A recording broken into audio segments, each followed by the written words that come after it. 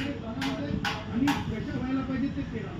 तर दोन्ही गोष्टी हे शासन निर्णय आहे ना, हे शासन निर्णय हे शासन निर्णय हे ऍक्टला फ्रॉड करते आणि ऍक्टला फ्रॉड करणं भारतीय संविधान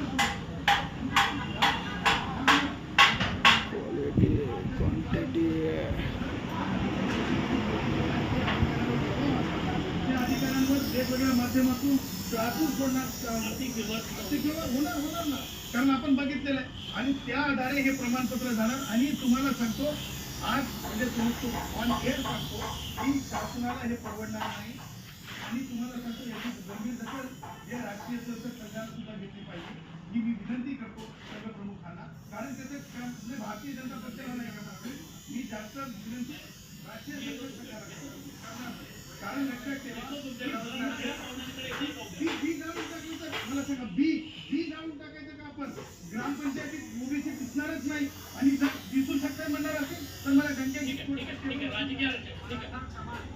योगेशजी मला सत्ताधाऱ्यांचं म्हणणं एकदा जाणून घेऊ द्या. सत्ताधाऱ्यांचं म्हणणं जाणून मी योगेशजी येतो.